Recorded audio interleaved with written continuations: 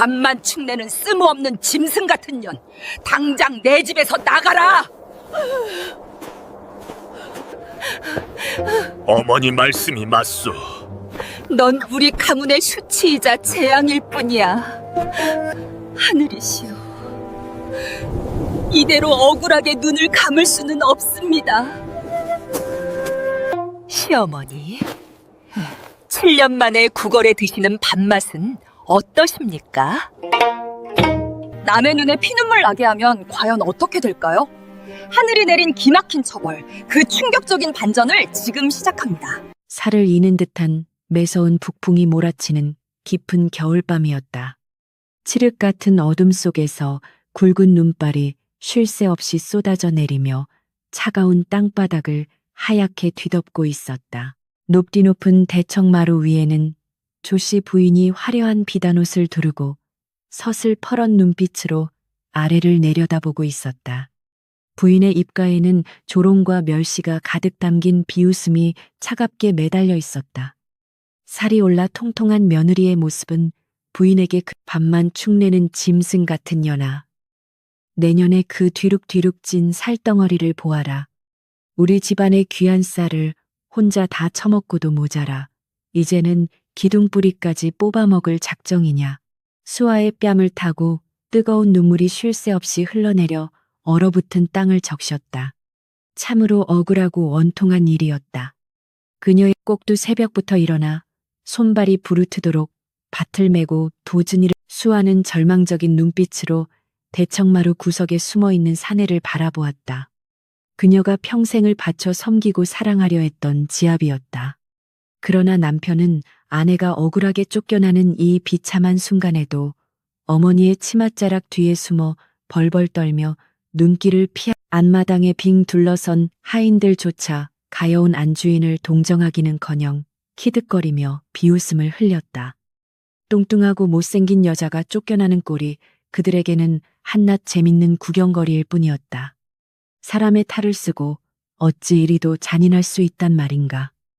꾸물거리지 말고 당장 썩 꺼지지 못할까. 조씨 부인이 다시 한번 악에 바친 소리를 지르며 하인들에게 눈짓을 주었다. 건장한 사내종 둘이 다가와 수아의 양팔을 거칠게 붙잡고 대문 밖으로 짐짝처럼 끌어내기 시작했다. 굳게 닫힌 거대한 대문 밖으로 내동댕이 쳐진 수아는 휘몰아치는 눈보라 속에 홀로 남겨졌다. 문 안쪽에서는 그녀를 비웃는 잔인한 웃음소리가 바람을 타고 희미하게 들려왔다. 사르르는 삭풍이 그녀의 헝클어진 머리카락을 마구 흩트려 놓았다. 수아는 젖은 소매로 눈물과 피가 엉겨붙은 얼굴을 거칠게 닦아냈다. 나를 밥만 축내는 쓸모없는 고깃덩어리라. 그녀의 품속에는 시어머니의 눈을 피해 부엌 아궁이 구석에서 칠흑 같은 어둠 속으로 한 걸음씩 묵직한 발걸음을 내디딜 때마다 눈밭 위에는 깊고 둥근 발자국이 선명하게 새겨졌다. 가녀리고 여린 여인들의 발자국과는 다른 그녀만의 단단하고 생명력 넘치는 흔적이었다. 바람은 더욱 거세게 몰아치 매서운 찬바람이 벌어진 치맛자락 사이를 파고들며 날카로운 비수처럼 얼어붙은 맨살을 도려내는 듯했다. 신발조차 제대로 신지 못하고 쫓겨난 터라 꽁꽁 어느바닥을 딛는 발바닥에서는 이내 붉은 피가 배어나와 눈길을 적셨다. 하지만 처음 조씨 가문의 문턱을 넘던 붉은 가마 안에서의 수줍고 설레던 첫날 밤의 기억이 주마등처럼 스쳐 지나갔다. 비록 가진 것 없는 몰락한 양반가의 딸이었지만 어른을 공경하고 지아비를 하늘처럼 모시며 평생을 헌신하리라 굳게 다짐했어. 사람들은 수아의 둥글고 복스러운 얼굴과 살집 있는 몸을 보며 덕이 많고 다복할 관상이라 칭찬하곤 했었다.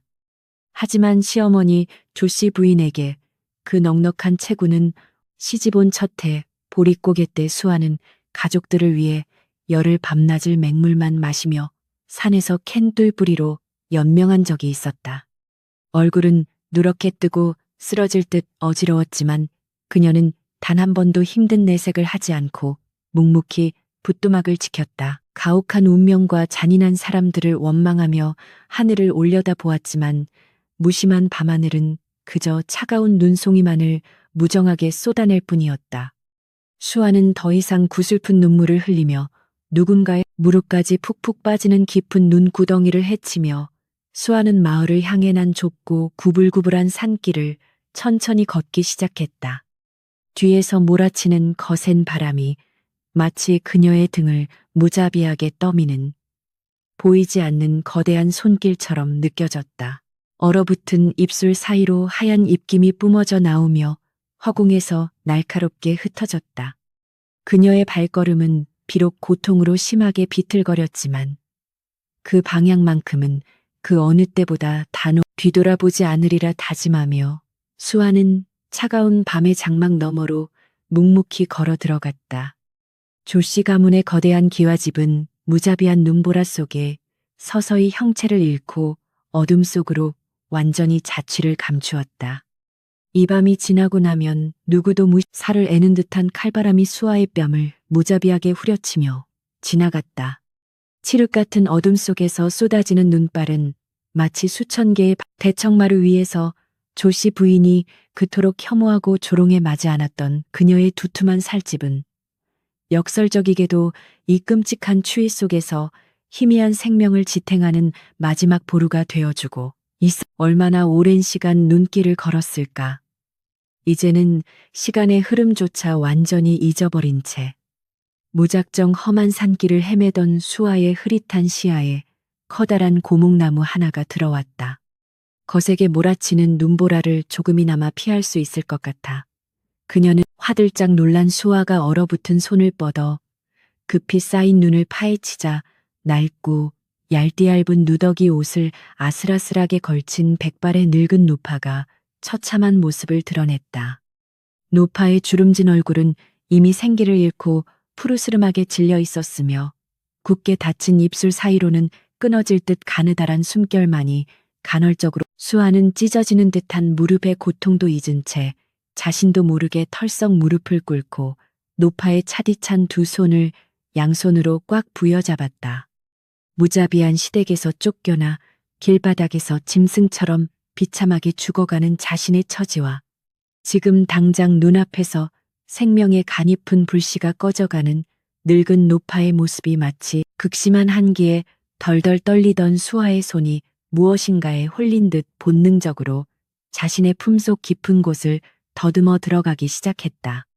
시어머니의 서슬퍼런 감시를 피해 어두운 부뚜막 구석에서 몰래 박박 긁어모아 두었던 작은 누룽지 조각들이 그녀의 당장이라도 무엇이든 삼켜버릴 듯 극심한 허기가 수아의 텅 빈 뱃속을 무자비하게 뒤틀며 사나운 맹수처럼 내 코가 석자인데 당장 내가 얼어 죽게 생겼는데 생판 얼굴도 모르는 남인 늙은 거지에게 나의 마지막 남은 식량을 내어준다는 것은 천하에 둘도 없는 어리석고 무모한 지심이 틀림없었다. 밥만 축내는 짐승 같은 년 귀한 쌀을 다 처먹고도 모자라 기둥뿌리까지 뽑아먹을 흉측한 식충이라는 끔찍하고 잔인한 폭언들이 날카로운 비수가 되어 그녀의 갈기갈기 찢어진 가슴을 수아는 피가 나도록 꽉 깨물었던 입술을 파르르 떨며 결연한 눈빛으로 눈보라가 치는 허공을 응시했다. 나는 당신들이 손가락질하며 비웃던 그런 천박하고 먹을 것 어떠한 망설임도 없이 수아는 얼어붙은 손을 움직여 품속에서 꼬깃꼬깃하게 접힌 낡은 천 조각을 꺼내어 조심스럽게 노파가 의식이 없어 혹여나 기도가 막힐까 염려된 수아는 자신의 따뜻하고 축축한 입김을 끊임없이 불어넣어가며 굳어버린 노파의 목구멍으로 귀한 곡기가 무사히 넘어가도록 온갖 적품에 지녔던 마지막 누룽지 부스러기마저 한 톨도 남김없이 노파의 입안으로 모두 털어 넣어준 수아는 거친 바닥에 끌려 찢겨진 자신의 치맛자락을 넓게 펼쳐 덮어 노파 시어머니가 그토록 혐오하고 멸시했던 수아의 풍만하고 커다란 몸은 이제 누군가의 탐욕을 상징하는 조롱거리가 아니었다. 그것은 혹독한 추위와 죽음의 공포 속에서 한가여운 하지만 자신의 모든 온기와 생존을 위한 마지막 기력마저 남김없이 쏟아부어 버린 탓에 그녀의 시야는 짙은 안개가 낀 것처럼 점차 새하얗게 흐려지고 있었다. 살을 찢는 억울하게 쫓겨나 피눈물을 흘리며 맹세했던 도끼품은 복수심도 지아비에 대한 처절한 배신감도 이제는 허공을 맴도는 고요한 눈송이처럼 아주 차분하고 평온하게 가라앉고 있었다. 비록 인적 없는 차가운 산속에서 누구도 모르게 홀로 언죽음을 맞이할지언정 내 삶의 마지막 순간에 귀한 타인의 거세게 몰아치던 매서운 바람 소리도 뼛속을 잔인하게 파고들던 끔찍한 추위도 이제는 더 이상 그녀를 괴롭히지 못했다. 품 안의 늙은 노파를 어미새처럼 꽉 끌어안은 채 수아는 모든 감각이 아득해지는 깊고 고요한 어둠 속으로 천천히 따뜻하다. 살을 내는 듯한 칼바람도 뼛속까지 파고들던 끔찍한 추위도 더 이상 느껴지지 않았다. 수아는 무거운 눈꺼풀을 힘겹게 밀어 올리며 희미한 의식의 끈을 간신히 붙잡았다. 몽롱한 시야 너머로 춤추는 아지랑이처럼 따스한 온기가 천천히 초점을 맞춘 그녀의 눈앞에 도저히 믿을 수 없는 경이로운 광경이 펼쳐져 있었다. 눈보라 속에서 앙상한 뼈만 남은 채 비참하게 죽어가던 그 늙은 노파가 화려하고 이제야 깨어나셨습니까? 참으로 고마운 은인. 제 늙은 어머니를 끔찍한 눈보라 속에서 당신의 목숨을 걸고 살려주신 그 크고 고귀한 은혜에 깊이 고개 숙여 감사드립니다. 최대감 일행은 흉흉한 민심과 탐과 놀이들의 횡포를 직접 살피고자 남루한 행색으로 신분을 위장하고 깊은 산골까지 암행을 나섰던 길이었다고 했다. 그러다 험악한 산적대를 맞 최대감은 수아의 둥글고 통통한 얼굴을 경멸이나 조롱의 눈빛이 아닌 진심 어린 존경과 경이로움이 가득한 시선으로 한참을 깊이 바라보았다. 세간의 사람들은 부인의 몸집을 보며 탐욕스럽다 조롱하고 멸시했다 들었습니다. 참으로 어리석고 눈먼 자들의 슬픈 착각이자 큰 죄악일 뿐입니다.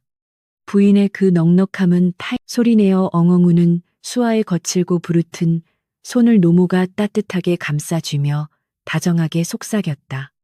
너의 그 둥근 몸은 세상의 복을 듬뿍 담아내는 귀한 그릇이요. 가여운 타인을 품는 따뜻한 화로와 같단다. 그 못된 조씨 가문이 최대감은 수아에게 새로운 이름과 고귀한 신분을 부여하고 자신의 유일한 수양딸로 거두어 들였다. 억울하게 쫓겨난 소박대기 며느리 수아는 그날의 눈보라 속에서 완전히 죽었고 기력을 완전히 회복한 수아는 최대감의 혹독하지만 애정어린 가르침 아래 거대한 상단의 복잡한 업무를 마른 스펀지처럼 무섭게 흡수하기 시작했다. 새벽부터 밤늦게까지 무엇보다 수아가 가진 가장 강력하고 치명적인 무기는 겉모습에 현혹되지 않고 사람의 마음을 깊이 헤아리고 꿰뚫어보는 놀라운 통찰력이었다.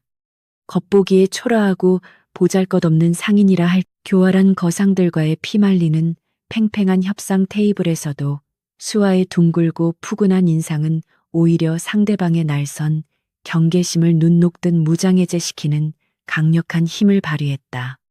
그녀 탐욕스럽다는 오명을 쓰며 손가락질 받던 그녀의 넉넉하고 둥근 몸집이 이제는 천하의 모든 상인과 백성을 아우르는 최대감은 하루가 다르게 무섭게 성장하며 상단을 완벽하게 장악해 나가는 수아의 당찬 모습을 보며 흐뭇한 미소를 도저히 감추지 못했다. 처음에는 단순히 노모의 생명을 구해 이제 수아는 자신을 조롱하던 과거의 아픈 상처에 얽매여 억지로 살을 빼거나 세상의 얄팍한 미의 기준에 억지로 자신을 깎아내려 맞추려 들지 않았다. 최고급 비단옷을 우아하게 걸치고 화려한 하지만 가슴 속 가장 깊고 어두운 곳에 겹겹이 묻어둔 조씨 가문을 향한 맹렬하고 뜨거운 복수심은 단 하루 어두운 밤 홀로 화려한 촛불이 밝혀진 거대한 집무실에 앉아 두꺼운 장부를 부드럽게 쓰다듬으며 수아는 서늘하고 날카로운 미소를 조용히 지었다. 나를 밥이나 축내는 식충이라 부르며 화려한 창살 너머로는 모진 눈보라가 휘몰아치던 잔혹한 겨울이 어느새 물러가고 거대한 폭풍우와 끔찍한 가뭄을 동시에 잉태한 변덕스러운 여름의 기운이 조용히 세월은 쏜살같이 흘러 어느덧 7해라는 시간이 훌쩍 지나갔다. 매서운 눈보라 속에서 죽음의 문턱을 넘나들던 가여운 여인 수아는 이제 온데간데 없었다. 대신 그 자리에는 남쪽 지방의 모든 곡식과 약초를 거머쥔 거대한 장사꾼. 수아는 예전처럼 여전히 둥글고 통통한 몸집을 가지고 있었으나 그것은 더 이상 비웃음의 대상이 아니었다. 오히려 그녀의 넉넉한 풍채는 보는 이들로 하여금 깊은 신뢰와 범접, 그녀는 일부러 살을 빼려 애쓰지도 않았고 세상이 정해놓은 가치픈 아름다움의 틀에 자신을 억지로 끼워 맞추지도 않았다. 지독한 굶주림과 모진 멸시를 견뎌낸 자신의 몸을 수아가 이끄는 장사꾼 무리는 남쪽 지방의 비옥한 들판에서 쏟아져 나오는 쌀과 귀한 산속 약초들을 몽땅 사들여 관리했다. 그녀는 곡식 한 알의 무게가 사람의 목숨 무게와 같다는 것을 누구보다 뼈저리게 잘 알고 있었다. 그래서 그녀는 장부를 살필 때면 매의 눈처럼 날카로웠지만 일꾼들을 대할 때면 봄볕처럼 따뜻하고 너그러웠다. 예전에 수아는 매일 아침 거울 앞에 서서 자신의 둥근 얼굴을 가만히 들여다보며 과거의 아픈 기억들을 하나씩 되새기곤 했다. 차가운 눈밭에 내동댕이 쳐졌던 그날 밤의 기억은 어느 날 한양에서 내려온 상인이 조씨 가문이 나날이 가난해져 이제는 몰락할 처지에 놓였다는 소식을 전해왔다. 그토록 복수는 서두른다고 해서 이루어지는 것이 아니며 가장 달콤한 그녀는 조씨 가문이 가장 밑바닥까지 떨어져 절망의 틈에서 수아의 집무실에는 항상 은은한 약초 향기가 감돌았는데 그것은 그녀가 가장 힘들 때 자신을 구해준 은혜를 잊지 않기 위함이었다. 그녀는 최대감의 가르침대로 이익보다는 사람의 마음, 그것은 단순히 돈으로 해결할 수 있는 문제가 아니라 오직 진정한 인과응보의 결말을 보아야만 씻어낼 수 있는 오래된 한이었다. 장사꾼 무리의 사람들은 우두머리인 수아의 표정 변화를 살피며 숨을 죽였고 곧 큰 변화가 닥칠 것임을 직감했다. 수아는 커다란 지도를 펼쳐놓고 조씨 가문이 사는 마을의 위치를 그녀는 자신의 통통하고 부드러운 손을 내려다보며 굳게 다짐했다. 이 손으로 누군가를 살리기도 했으니 이제는 누군가의 오만함을 꺾어 놓을 차례였다.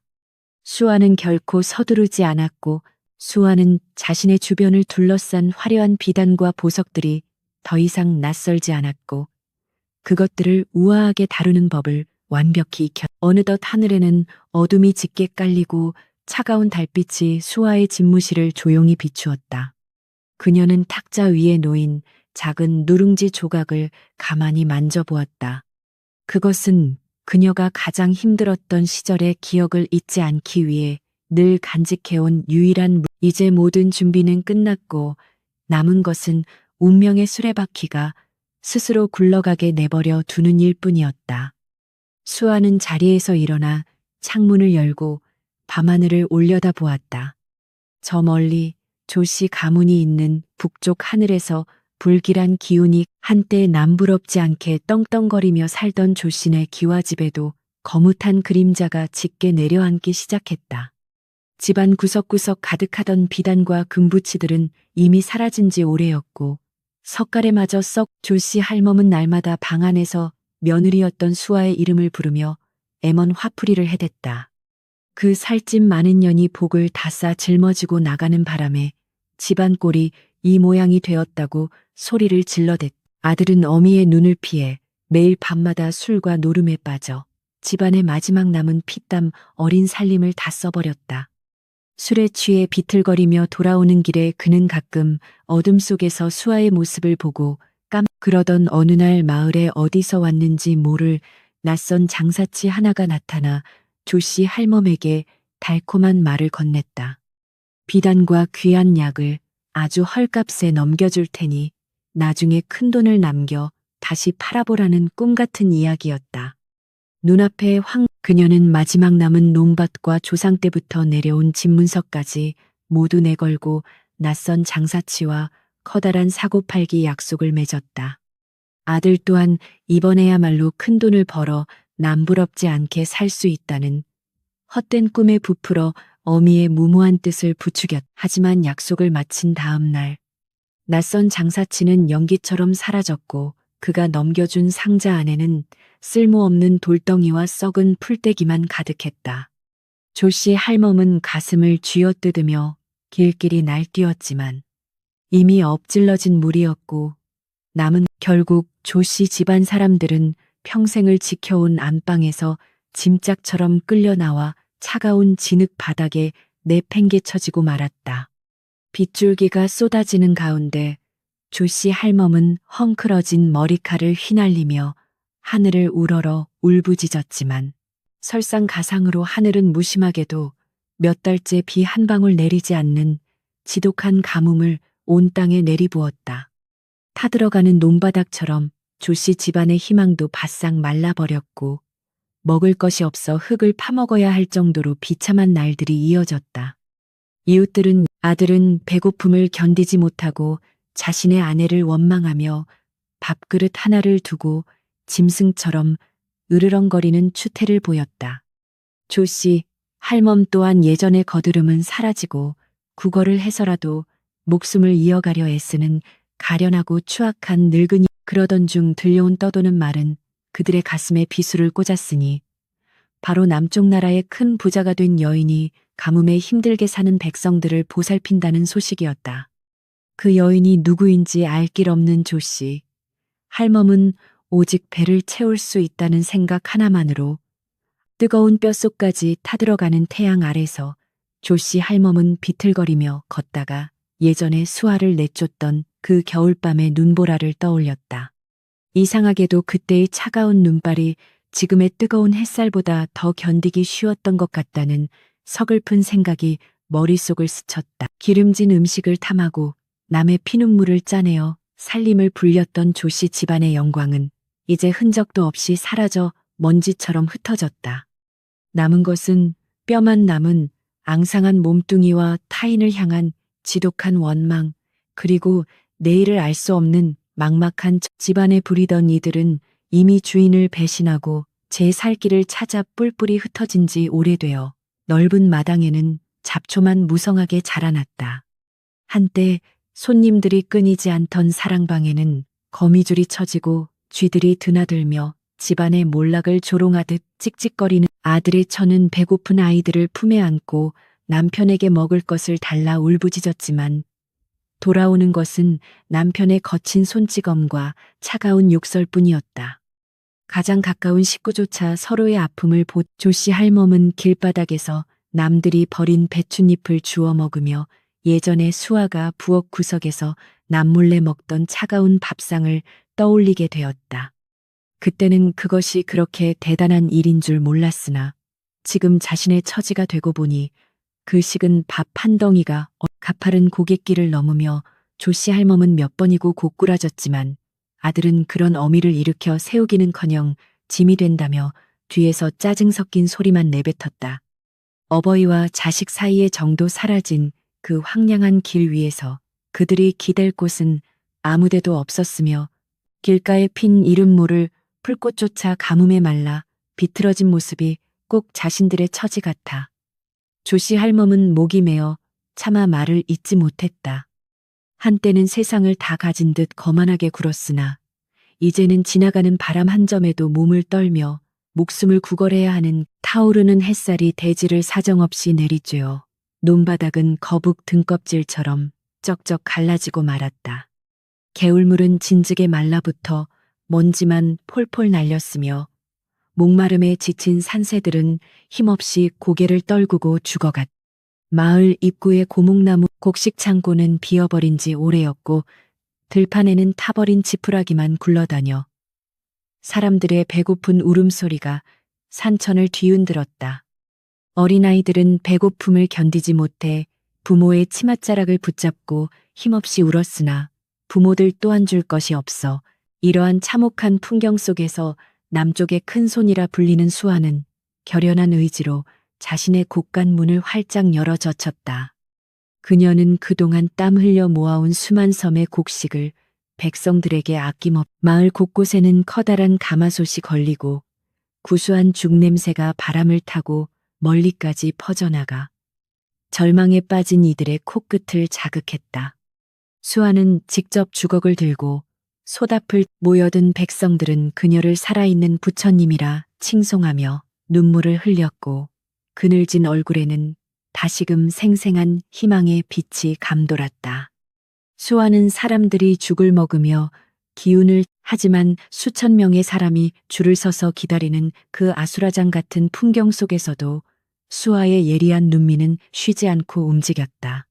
그녀는 가마솥 연기 너머로 길게 늘어선 인간 군상을 바라보며 그러던 어느 날 해질녘 노을이 붉게 물든 언덕 너머로 남루한 행색의 세 사람이 비틀거리며 죽 배급소로 다가왔다. 그들은 뼈만 남은 앙상한 몸을 이끌고 서로를 밀치며 조금이라도 빨리 죽을 받으려고 발악하는 모습이 마치 굶주린 짐승 바로 자신을 밥만 축내는 식충이라 부르며 눈보라 속으로 내쫓았던 시어머니 조씨, 할멈과 비겁했던 남편, 그리고 그들의 새로운 가족이었다. 한때 기세등등하게 목소리를 높이며 사람들을 호령하던 조씨 할멈은 이제 다 떨어진 누더기를 걸치고 흙바닥을 기어 다니는 남편 또한 예전의 번듯한 모습은 흔적도 없이 사라지고 꾀죄죄한 몰골로 아내였던 사람의 은혜를 받으러 온 가련한 신세가 되었다. 그는 자신의 어머니를 챙기기는커녕 조금이라도 더 많은 죽을 차지하기 위해 노인들을 밀쳐내 수아는 가슴 밑바닥에서 뜨거운 무언가가 치밀어 오르는 것을 느꼈지만 애써 평정심을 유지하며 가만히 그들을 지켜보았다. 억울함에 밤잠을 설치며 복수를 꿈꿨던 수많은 밤 조씨 할멈 일행은 자신들의 눈앞에 당당하게 서 있는 위험 있는 여인이 누구인지 전혀 알아차리지 못한 채 오로지 가마솥만 쳐다봤다.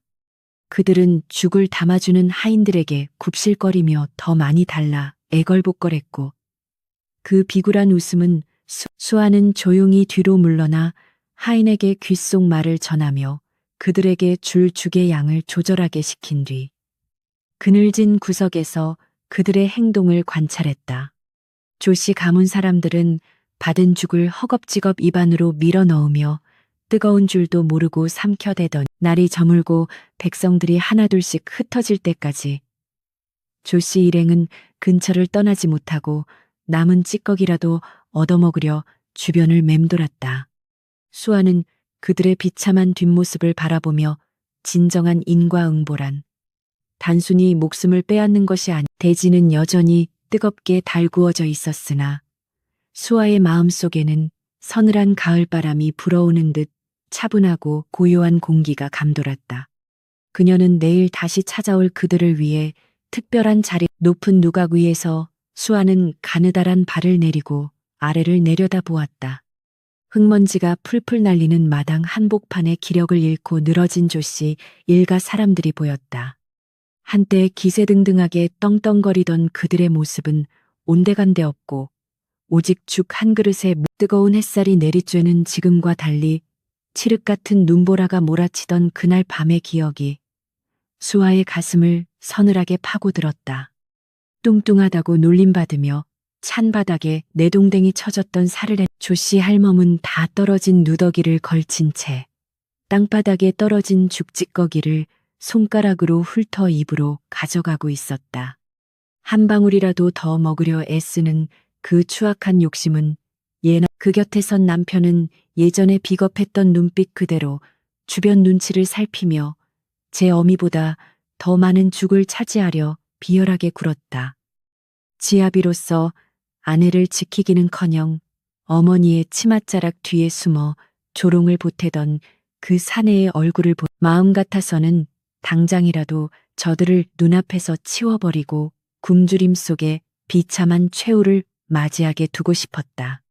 하지만 그렇게 하는 것은 저들과 똑같은 괴물이 되는 기림을 수아는 발 뒤에 숨어 그들의 비참한 대화를 가만히 엿들으며 숨을 죽였다. 조씨 할멈은 죽이 너무 묵다며 하인들에게 투덜대고 있었고 아들은 더 좋은 음식을 내놓으라며 큰 소리를 치고 있었다.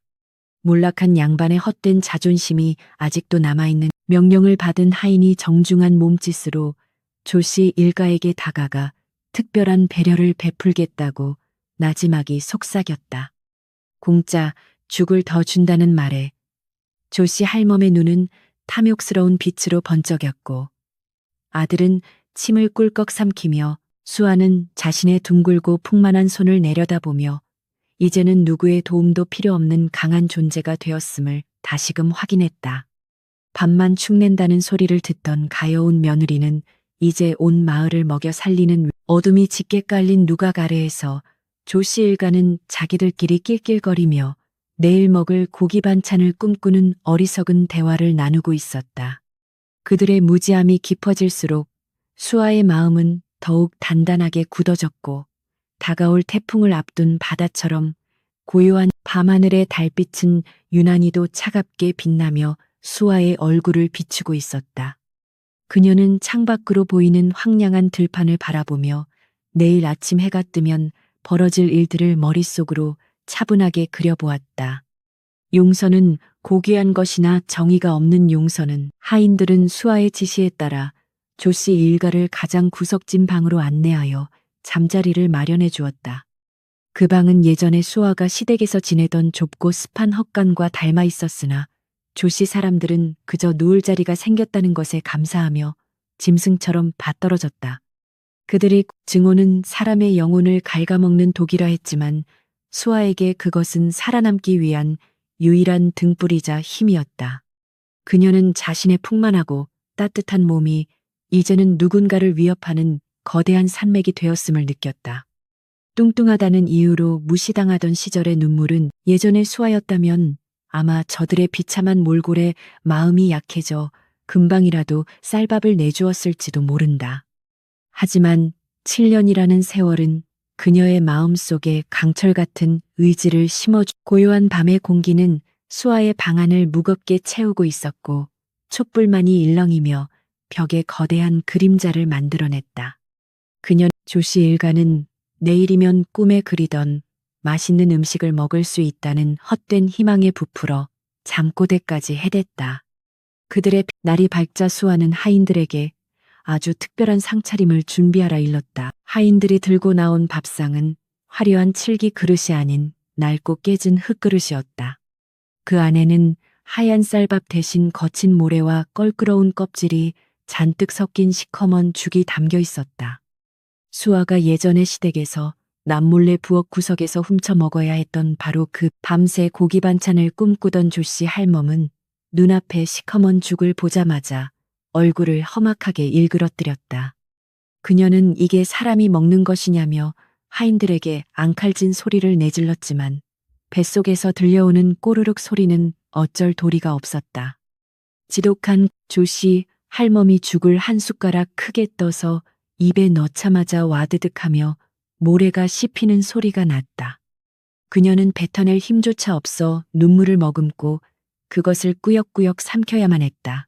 비겁한 아들은 어미보다 더 먼저 그릇을 가로채어 입가에 죽을 칠하며 정신없이 먹어댔다. 모래가 목구멍을 긁어내려 피가 섞여 나왔지만 그는 멈추지 않고 짐승처럼 헐떡이며 그릇 밭 조씨 일가 세 사람은 서로의 얼굴을 핥히고 밀치며 깨진 그릇 하나를 두고 추악한 싸움을 벌였다. 굶주림 앞에서는 뼈대 있는 집안의 채통도 부모 자식 간의 정도 모두 쓸모없는 쓰레기처럼 수아는 나무 그늘 아래서 그들의 싸움을 바라보며 말없이 눈물을 흘렸다.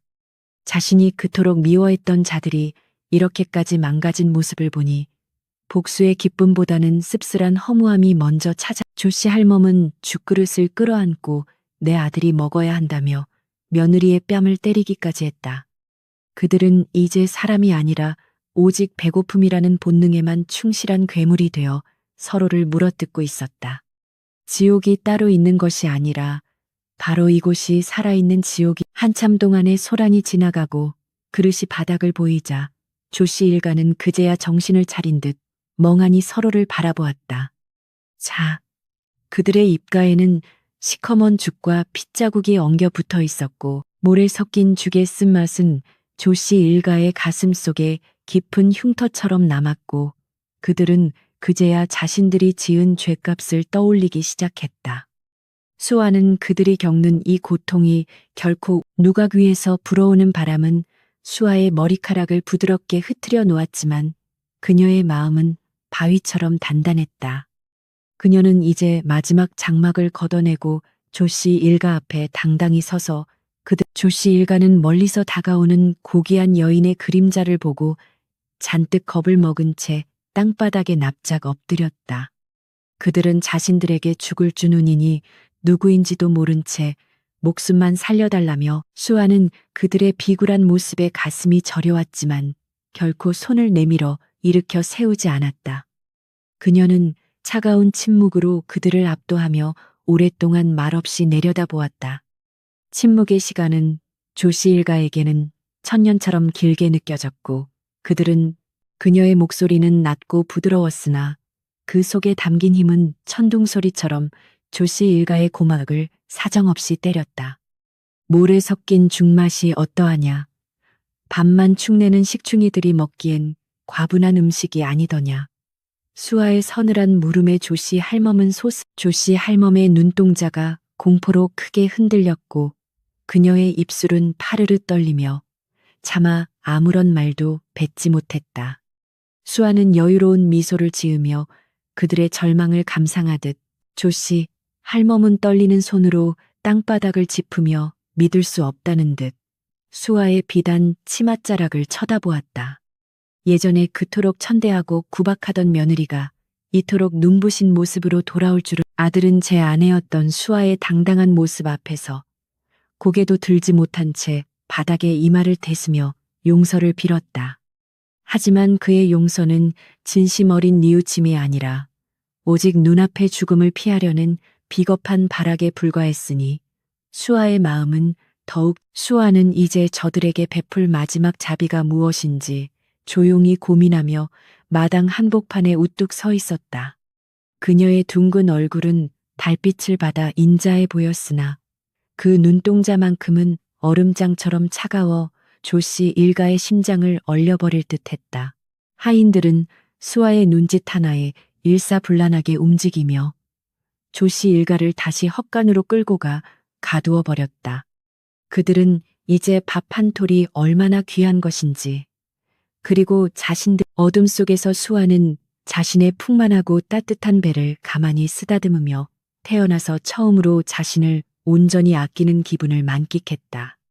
뚱뚱한 몸은 이제 더 이상 부끄러움이 아니라 수많은 생명을 누각 위를 가리던 얇은 비단 휘장이 서늘한 저녁바람에 힘없이 밀려나며 수아의 모습이 온전히 드러났다. 그녀는 천천히 계단을 밟고 내려와 흙바닥에 납작 엎드린 조신의 사람들 앞으로 성큼성큼 다가갔다. 화려한 옷자락이 바닥에 스치는 소리가, 하지만 눈부신 보석 장신구와 값비싼 비단옷의 광채 때문에 눈이 부셔 제대로 쳐다볼 수조차 없었다.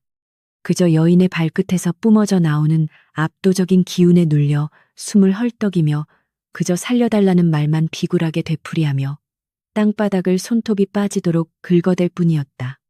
수아가 얼굴을 가리고 있던 하얀 너울을 예전에 그 처량하고 가련했던 눈빛은 온데간데 없고 오직 세상을 다 가진 여장부의 서늘하고도 깊은 눈동자만이 그들을 낱낱이 꿰뚫어보고 있었다. 수아가 너울을 벗자 조씨 할멈은 마치 무서운 귀신이라도 본 듯 자리에 주저앉아 멍한 조씨 사람들은 그늘 아래서 사시나무 떨듯 몸을 떨며 어찌할 바를 몰라 쩔쩔맸다. 수아는 아무 말 없이 그들을 내려다보다가 낮고 묵직한 목소리로 한마디를 툭 던졌다.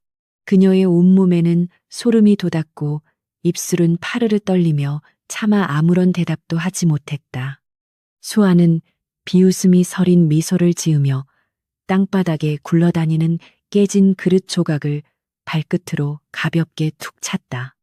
너희가 그토록 아까워하던 쌀밥 대신 모래 섞인 죽을 먹여주니 감개가 무량. 그는 바닥에 이마를 댔으며 용서를 빌었으나 그 모습은 너무도 비굴하여 보는 이들의 눈살을 찌푸리게 했다. 수아는 그런 남편을 보며 예전에 느꼈던 작은 미련조차 씻은 듯이 사라지는 것을 느꼈다. 사람을 외모로만 보고 짐승처럼 대했던 너희의 눈먼 마음이 결국 너희를 그것은 뉘우침의 눈물이라기보다 자신의 비참한 처지에 대한 억울함과 공포가 뒤섞인 추악한 소리였다. 수아는 그 울음소리를 들으며 7년 전 눈보라 속에서 자신이 흘렸던 피눈물을 떠올려 그 안에는 금화가 아닌 시커멓게 타버린 누룽지 조각 몇 개가 들어 있었다.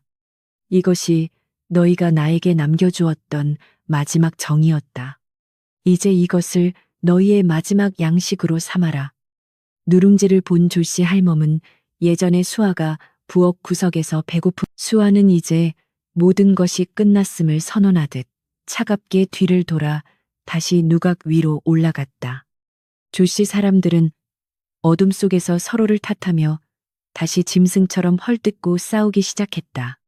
그들의 탐욕은 배고픔 앞에서도 사라지지 않았고 그녀는 하인들에게 조씨 일가를 마을 밖 황량한 들판으로 내쫓으라 명령했다. 죽이지는 안 돼. 평생을 굶주림 속에서 자신들이 저지른 죄를 곱씹으며 살아가게 만드는 것이 그녀가 택한 가장 잔인하고도 공정한 벌이었다. 조씨 사람 수아는 방 안으로 들어와 거울 앞에 앉아 자신의 얼굴을 가만히 어루만졌다. 거울 속에는 더 이상 눈물 짓던 어린 며느리가 아닌 당당하고 아름다운 여장부가 웃고 있었다. 그녀는 스스로가 자랑스러웠고 앞으로 펼쳐질 자신의 밝은 미래를 축복하며 조씨 일가가 쫓겨난 자리에는 차가운 모래바람만이 불어와 그들의 흔적을 말끔히 지워버렸다. 한때의 영화도 한때의 고통도 결국은 지은 대로 돌아온다는 하늘의 가르침을 수아는 밤은 깊었으나 수아의 집무실에는 여전히 등불이 환하게 밝혀 새벽 하늘에 푸르스름한 기운이 번지며 어둠이 조금씩 물러가고 있었다. 밤새 차가운 흙바닥에서 떨던 조신의 사람들은 마당 한복판으로 다시 끌려 나왔다. 그들의 얼굴은 공포와 부끄러움으로 일그러져 있었고 차마 고개를 들지 못한 채 이번에는 하인들이 시커먼 모래죽 대신 김이 모락모락 나는 하얀 쌀밥과 고기국을 소반에 받쳐 들고 나왔다. 고소한 밥 냄새가 온 마당에 진동하자 굶주렸던 그들의 창자가 뒤틀렸으나 누구 하나 섣불리 손을 뻗지 못했다. 수아는 소반 앞에 털썩 주저앉아 있는 조씨 할멈을 가만히 내려다보았다. 어머니, 제가 밥만 축내는 식충이라 하셨지요. 여기 어머니께서 그토록 아끼시던 흰쌀밥이 있습니다. 조씨, 할멈은 밥그릇을 앞에 두고 갑자기 어깨를 들썩이며 울음을 터뜨렸다. 내가 눈이 멀었구나. 하늘이 내린 복덩이를 내 발로 차버렸으니 이 무슨 망나니 같은 짓이었더냐. 그녀의 눈물은 흙바닥을 적셨으나 그것은 이제 와서 수아는 그들의 눈물을 보고도 마음을 돌리지 않았다. 그녀는 하인들에게 명령하여 그들에게 작은 오두막 하나와 평생 일구어 먹을 작은 바퀴 하나를 내주었다. 죽이지 않는 것이 저의 마지막 자비입니다. 이제는 남의 피땀을 조씨 일가는 수아의 발치에 머리를 조아리며 몇 번이고 감사의 말을 내뱉었으나 그들의 목소리는 힘없이 흩어졌다. 그들은 이제 평생을 가난과 싸우며 자신들이 버린 여인의 그림자를 우러러보며 살아가야 했다. 수아는 그들이 멀어져가는 뒷모습 마을 사람들은 수아의 이 놀라운 결말을 지켜보며 모두가 함께 울고 웃었다. 뚱뚱하다고 놀림받던 며느리가 온 마을을 살린 어머니가 된 이야기는 삽시간에 온 나라로 퍼져나갔다. 사람들은 이제 겉모습이 아닌 그 사람의 마음속에 담긴 그릇에 수아는 다시 자신의 자리로 돌아와 창밖을 내다보았다. 붉은 해가 힘차게 솟아오르며 온 세상을 황금빛으로 물들이고 있었다. 그녀는 자신의 두 손을 가만히 맞잡으며 이제는 조씨 할멈은 그 후로 작은 밭에서 매일같이 땀을 흘리며 곡식을 길렀다. 그녀는 밥을 먹을 때마다 수아의 얼굴을 떠올리며 자신이 지은 죄를 씻어내듯 정성껏 밥알을 씹었다. 비록 몸은 고되고 먹을 것은 소박했으나 그제야 수아의 상단은 날로 번창하여 배고픈 이가 없는 세상을 만드는데 세월이 흘러 수아의 머리에도 하얀 서리가 내려앉았지만 그 하늘은 푸르고 바람은 부드러웠으며 수아의 앞날에는 오직 평화만이 가득했다. 그녀는 조용히 눈을 감고 지난날의 자신을 다독이며 이제는 영원한 안식에 들 준비를 마쳤다. 그녀의 이야기는 세세손손 전해 내려오며 사람들에게 마지막으로 수아는 자신의 풍만한 몸을 부드럽게 쓰다듬으며 중얼거렸다. 이 몸이 있어 사람들을 품을 수 있었고 이 마음이 있어 끝내 이겨낼 수 있었구나. 그녀의 목소리는 바람을 타고 멀리 퍼져나가 배고픈 영혼들을